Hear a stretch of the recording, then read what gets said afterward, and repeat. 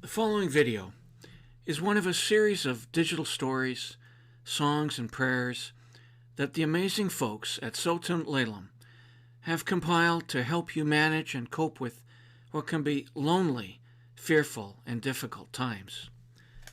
To reach them for confidential help via phone, email, FaceTime, and/or Zoom, please call toll-free at 1-888-403 3123. Okay, well, thank you very much for the invite, and I feel the areas that looking at the wellness and the process of how our ancestral taught some of the teachings we had, such as I was only 5 years old when I was I'll go back when I was born. My grandfather said, I'm going to take him, I'm going to raise him as my own. So I was 2 hours old in this Mother Earth, and you know what he did? He went to the back door, opened the door, and he held me up towards the heavens, and he said, "Thank you for my gift." So I asked him, as I got older, I heard my grandmother was sharing that with me. So I asked him, what was that? He says, "Children are treasures, but grandchildren are gifts, because they're the future elders that we have to teach in such a way with respect of who they truly are as human beings." So when you think of the quality that our elders gave us, and if everyone had elders like I had, the world would be a little different. Yeah. There'd be more respect, more understanding of each other.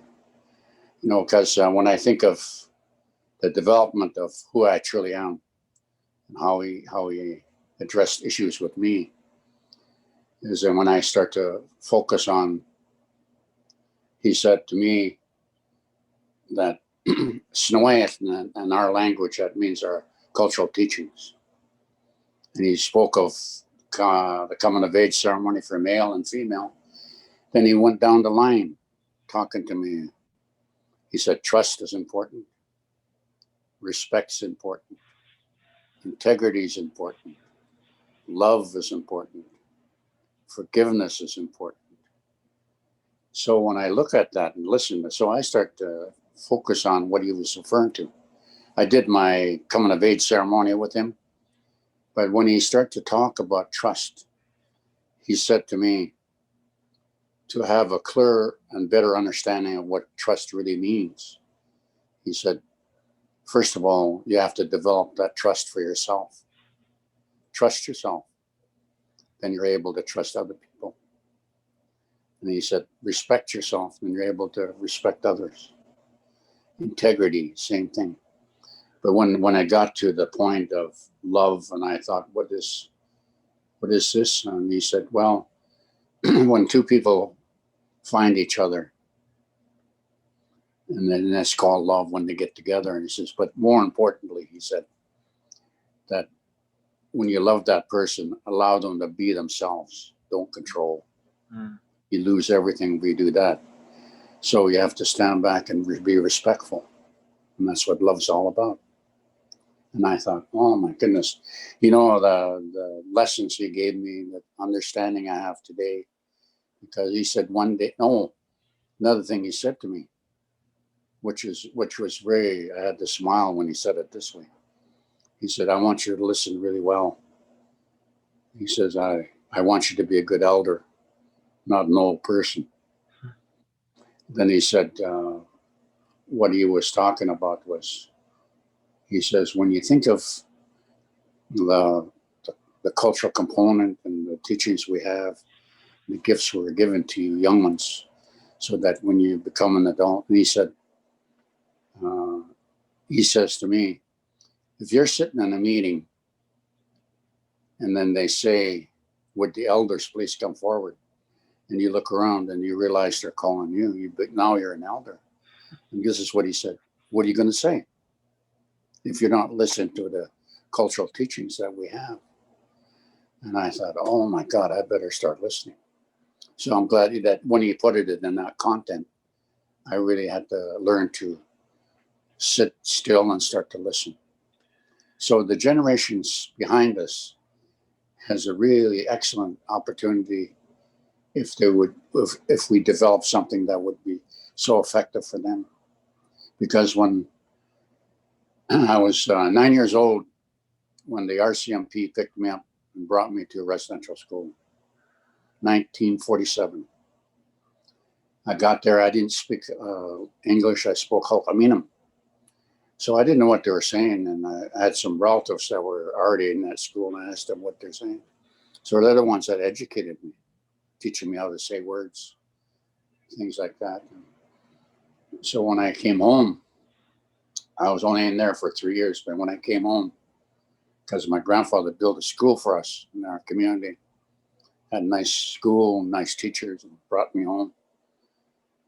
And I asked him that specific question: Why is it that the way it is with residential school beatings and trying to take away our language? And he said to me that it's not. Don't be angry at the Creator.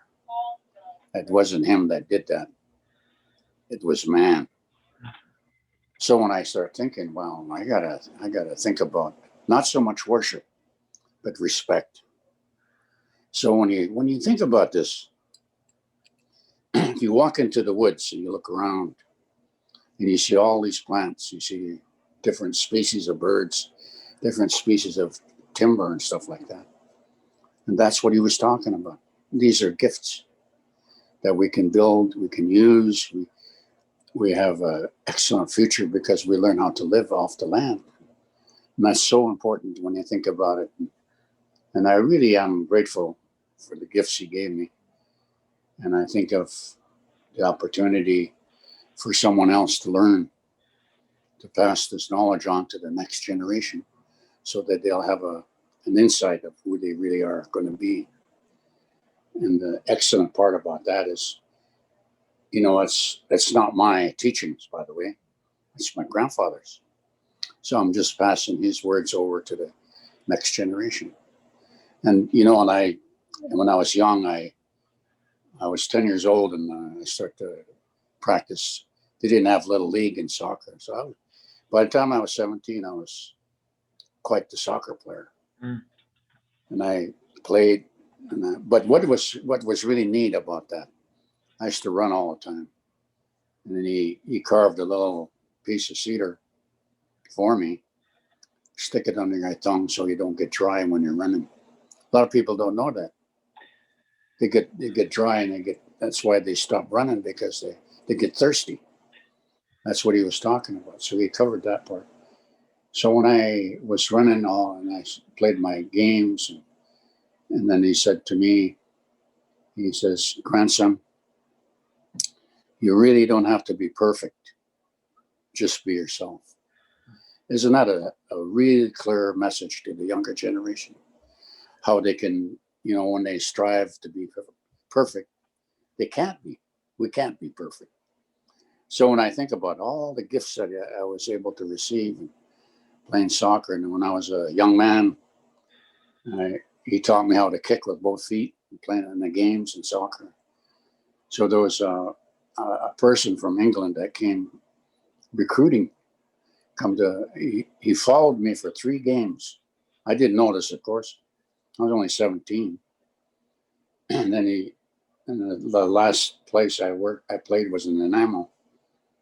And then he come and talked to me. He said, "I want to talk to you about the opportunity." He asked me what it was, and I told him. He said, "What I'd like to do," he says, "is offer you an opportunity, because you're such a player, to come to England. We'll pay for your education. We'll train you. You'll be on a national team. And you'll be the first native to play on the national team." And I said, "It's really an honor," I said to him, "but I'm not the boss. You have to talk to my grandpa." So when we got to the house, he said, "That's really an honor." He says, "But," he says, "I have to say no. I can't see him. Would be a very, very special place that he could end up in." So I often wondered how I would have arrived in those areas with the way it was done. And so I thought about that, and I said, "Well, I appreciate your gifts to me, Grandpa." So what he was actually doing was preparing me for leadership, the quality negotiations, the the process of who we are, and the respect that we develop, and then we teach our young ones to be respectful, and that's important because when you see, if you're not respectful when you're young and you become an adult, that's what happens. They miss out in respecting other people and who they truly are as human beings. We all have a short time here on earth because, God's the only one that has the calendar. I don't, in terms of life. So we do the best we can of what we have, always. And I have a special place in my life where my grandfather taught me this, by the way. When I get up in the morning and I put my bare feet on my floor and I say, "Thank you for another day. Thank you for another day." So no matter what kind of a day I'm going to have, I already said thank you. So he's taught me that. My most valuable thing that I have is the gifts that he gave me. And he said, this is what he said: don't talk about others. Don't make fun of people because it all comes back. And I said to him, "Well, really, Grandpa," he said, "I'll give you an example. When a mother looks at a young lady that's having her first child, and they have a menu that they offer to the young mother. There was a case, I witnessed this, and that was really, really sad what I saw, because the young mother didn't pay attention to her grandmother when she was carrying her son. She was told not to eat blackberry jam and stuff like that. She used to hide in the closet and eat her jam while she was carrying her son. When he was born, he had a birthmark on his neck. It just looked like blackberries. And of course, what grandfather was talking about, don't ever make fun of him, don't talk about him, respect him, because he's so embarrassed with that birthmark. So there was two brothers in residential school that were constantly picking on him, making fun. And I told them, don't do that. Please stop doing that. You're really hurting his feelings. Years later, I forgot all about those boys. I go to a powwow and I was sitting there, and this one brother recognized me, came to me. You know what he said to me? He says, "I wished I'd listened to you." He calls his granddaughter. "I remember what you told me not to do, and I did. I was such a crazy boy, and I really regret the things I did." And then he says, "I want to show you something." And his granddaughter pulled her hair back. And the same spot, she had a birthmark, identical to that person he was making fun of. And he says, "There's nothing I can do. I can't take it off." So when you think about the quality of life, is based on what you put back into it. And then with respect, with dignity that were given to us. So when we have the strength, we're like mountains. We stand there, we're looking at all the beautiful things we have. And that's the part that needs to be looked at again and say, okay, I'm really grateful, by the way, of all the gifts that were given to me, the things I was able to do. And then what I'm really thinking about this now, I'm really focused on the next step for me. I'm really thinking about writing a book. And the cover of that book would be what my grandfather said. He says, "You got to put this in your mind's eye," the picture he painted for me. He says, you have a grandfather and a grandson walking, and he's holding the hands of the grandson, and they leave footprints. So guess what he said? He says, the time will come when you look at that picture and you're able to follow the footprints of our ancestors. And in that footprints is the teachings, the strength that we have as human beings. And, he was so, I think, I would say he was excellent philosopher when it comes to teachings. And he taught me excellent values. Like I was only 13 when I said to him, I'm going to have to start earning some dollars. So guess what he did? He made me a canoe, made me a net, and he taught me how to fish.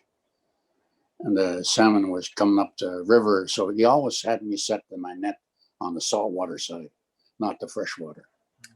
I'd hide my salmon and he'd pick it up and he would sell it. So this went on for 3 years. And when I turned 16, I said, I'd like to buy a car. I must have enough money. So guess what he did? He gets a tablet and he writes the cost of the canoe, the cost of the net. And he said, I had the most startled look in my face. And he said, did you think it was free?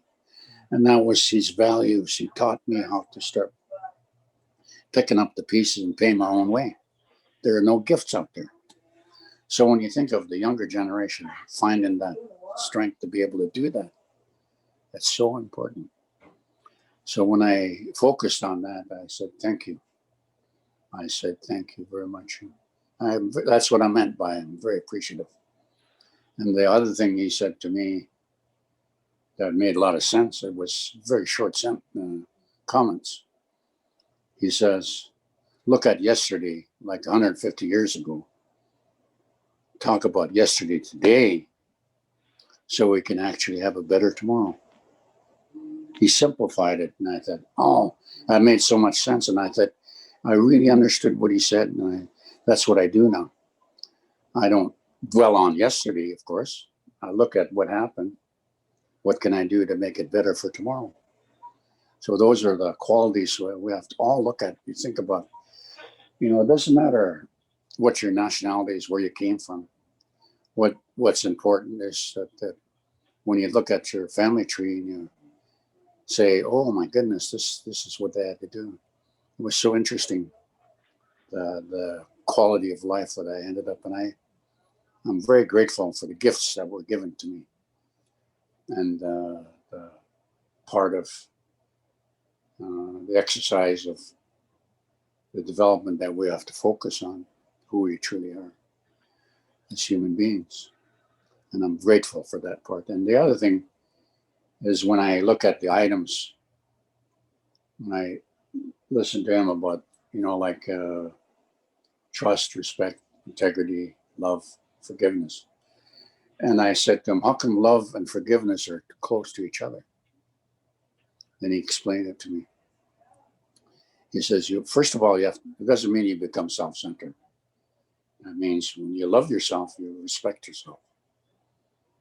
And he said, but more importantly, he says, the most valuable person to forgive is yourself.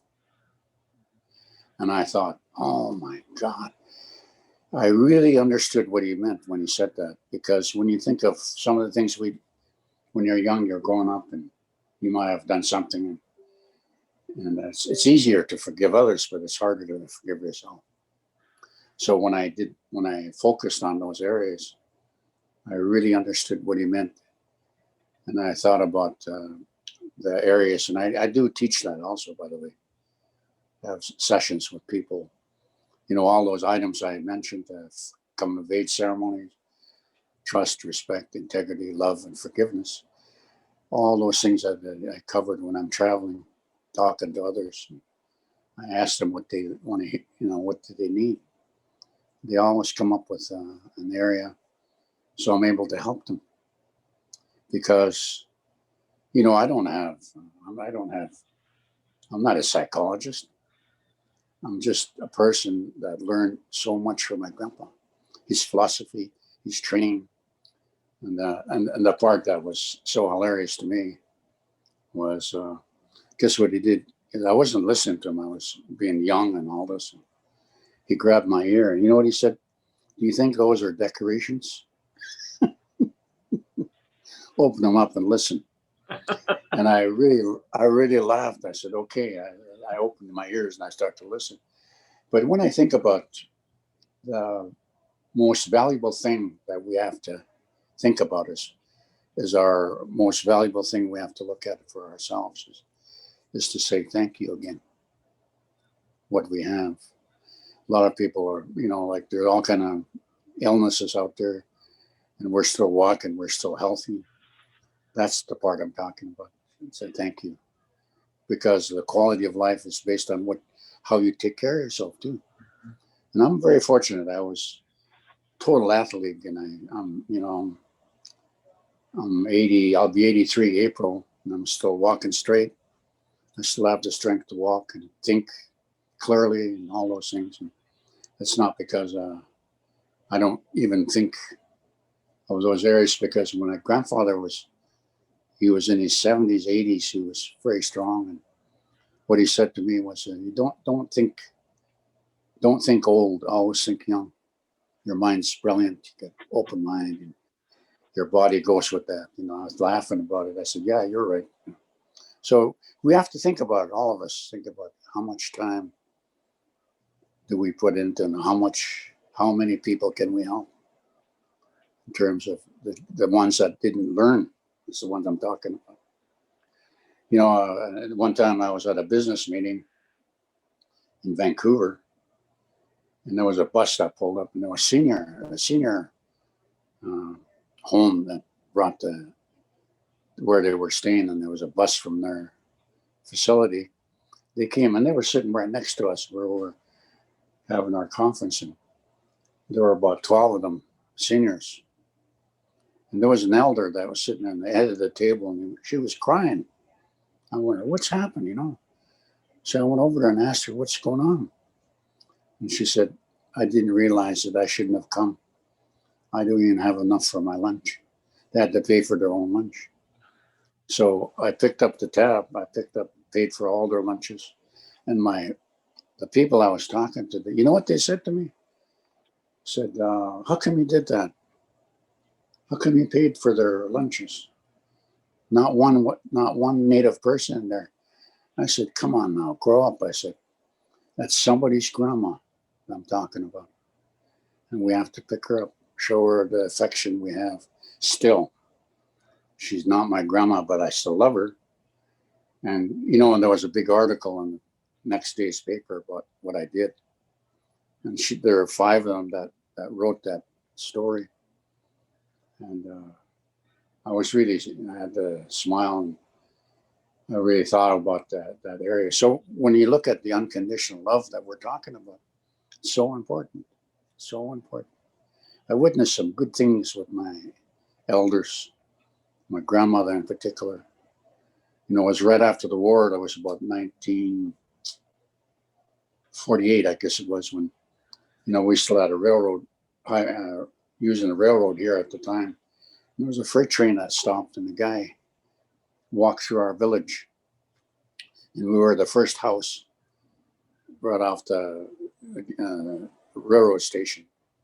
So there was this guy he was packing he had a beard, and he said, it's well known if I go through a village that I could always get a meal.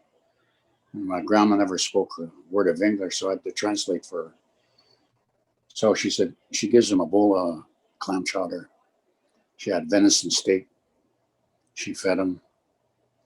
And she made a couple of sandwiches for him to take with him. But what was important to me, what I witnessed, she goes to her purse.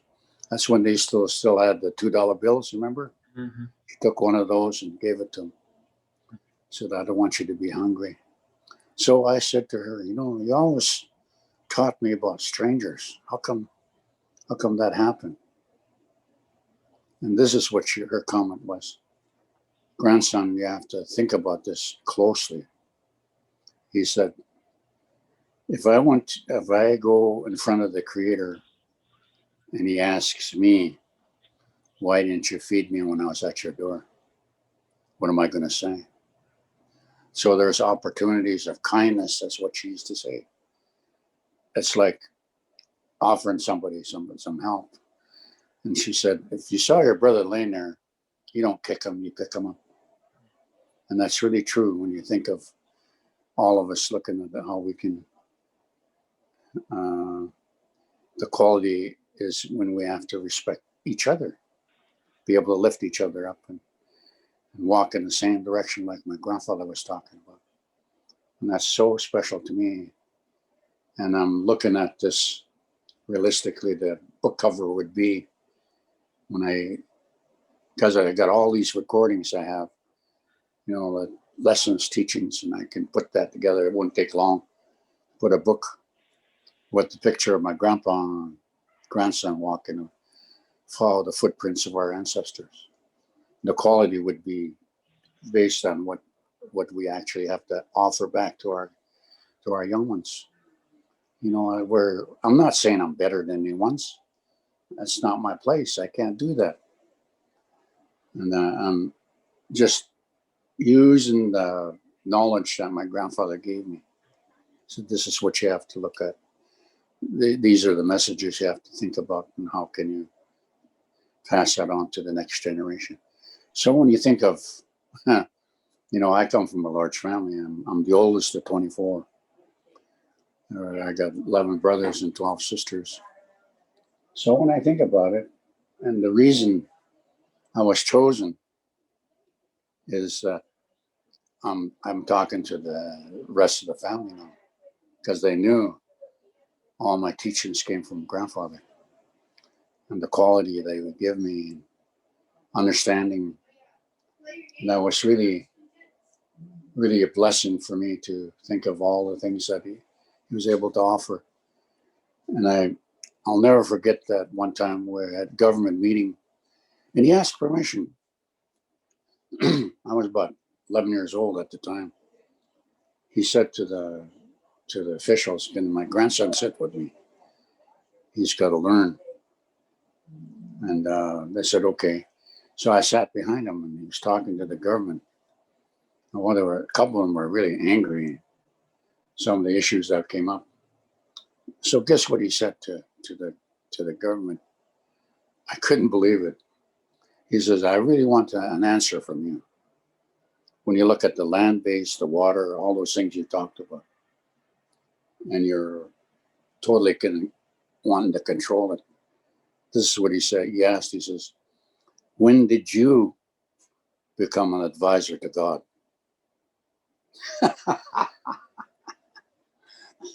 And that was so special, because the part they couldn't answer.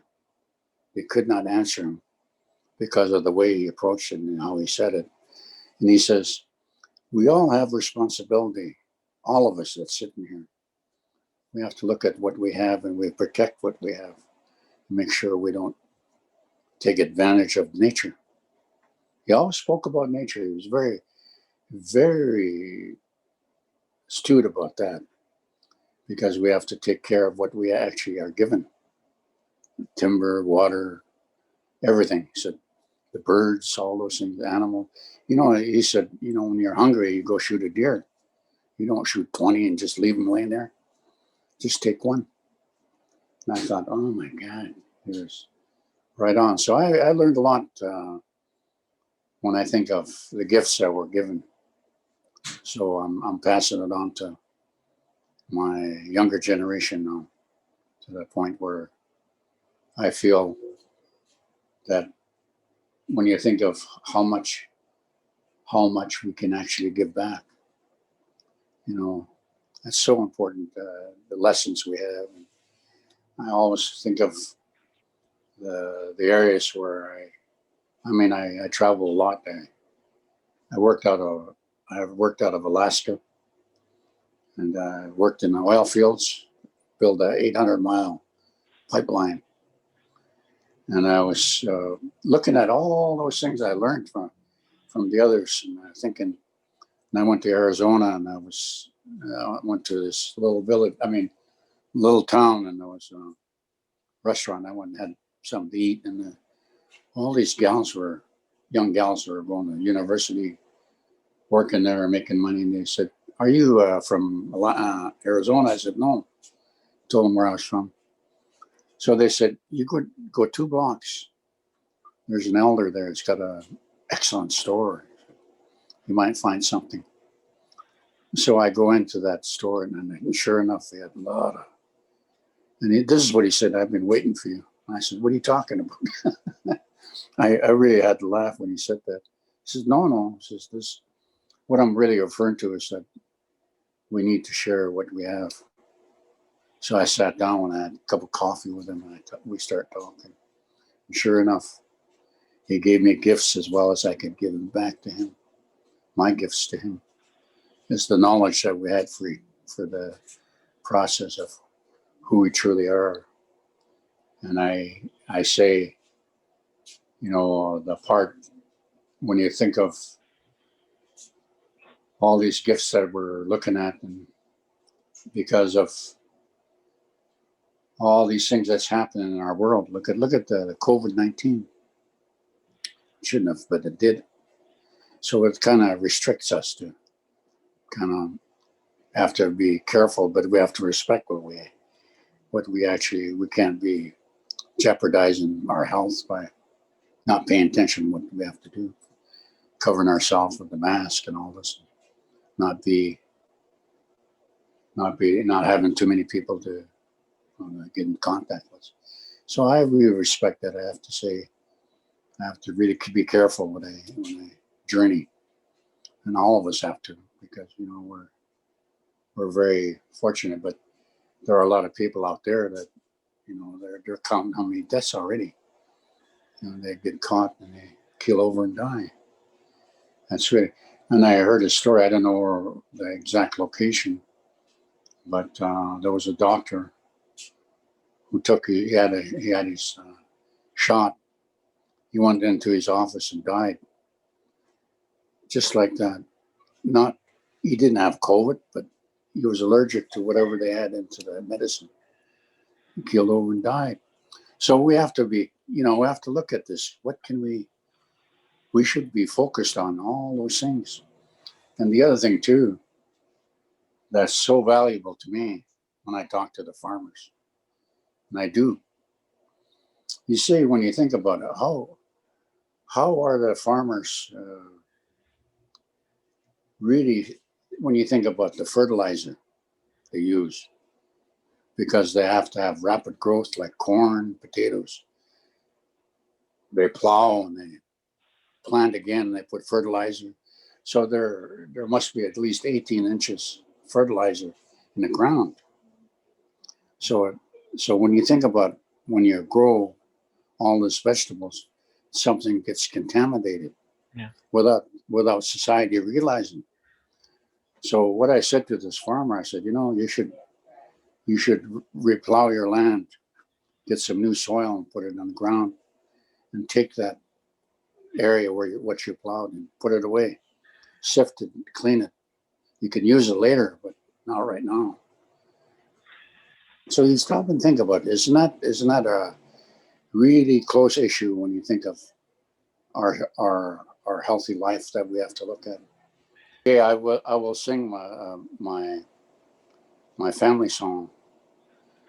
Hey I ho hey I ho oh te kalite, oh te kalite, the te say, oh my hi, oh the heli kalite, oh the heli kalite, yedi so, yedi to, te te sampo te, I oh I ki ha.